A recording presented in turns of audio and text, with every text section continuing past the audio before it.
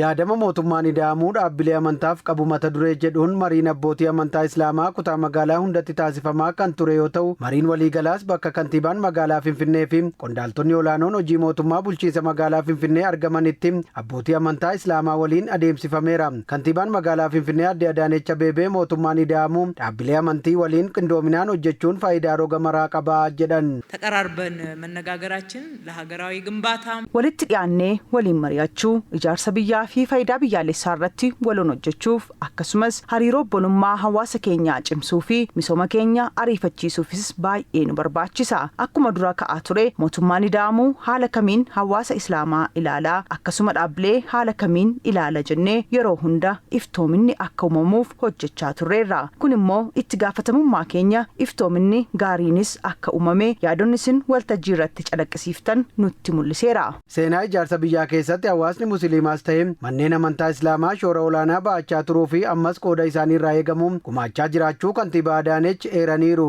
ለሀገረ መንግስት ግንባታ ሙስሊሙ ማህበረሰብ ወሳኝ ሚና ነበረው። Ijaarsa biyyaa keessatti hawaasni Islaamaa qooda murteessaa qaba ture. Har'as akkasuma adeemsa ijaarsa Itoophiyaa har'aa keessatti qooda bakka bu'uu hin dandeenye taasiseera. Gama seenaatiin eegumsa hambaalee fi walabummaa biyyaa eeguutiin gama misoomaa fi dhaloota qaruutiin qooda guddaa kan qabudha. Rakkoo hawaasummaa furuu fi rakkoowwan siyaasaa fi hawaasummaa garaagaraa wayita biyya mudatan furuuf qooda murteessaa bahachaa tureera. Yaadamni mootummaa ida'amuu waan gaarii kaleessa hojjetamanii fi kanarraa walitti hidhee imalaa kan jedhan kantiibaa Adaanech hambaaleen seenaa amantii Islaamaa waliin walqabatanis qabeenya waloo uummattoota Itoophiyaanotaa ta'uu himaniiru. ኢትዮጵያ ከእስልምና አንጻር የምትታወቅባቸው ቅርሶች Islaamummaan hambaalee seenaa duudhaa fi sirnoota garaagaraa Itoophiyaan ittiin beekamtu tursiisuu keessatti shoora olaanaa qaba. Kun kan gargaaru warreen amanticha hordofanii fi dhaabbata amantichaa qofaaf osoo hin taane kan Itoophiyaa hundaa ta'uu mootummaan ida'amuu kan inni amanu. Seenaan kunneen galmaa'anii dhaloota ittaanuuf akka darbaniif kanneen turan jabeessuun kan hafetti dabaluun qabeenya biyyaa ta'anii akka itti fufan taasisuuf mootummaan ejjennoo guutuu qaba. Qajeeltoon hordofnuu mootummaa fi amantaan gargar ta'uu isaanii sirriitti kan lafa kaa'edha kan jedhan kantiibaa Adaanech Abeebee Itoophiyaan daawwitii sabaa fi sabilammoonni walqixxummaan keessatti of ilaalanii fi irraa tajaajilamanidha jedhan. መርሃችን ምንድነው?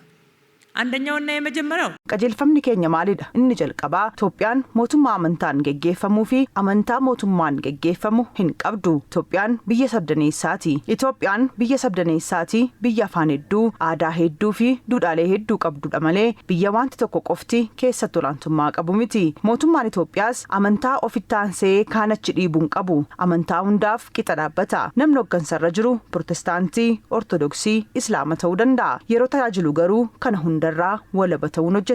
Biyya badhaate ijaaruuf dhaabbileen amantii fi mootummaan qindoominaan hojjechuun murteessaa ta'us kantiibaan magaalaa Finfinnee Aadde Adaanech Abeebee dhaamaniiru.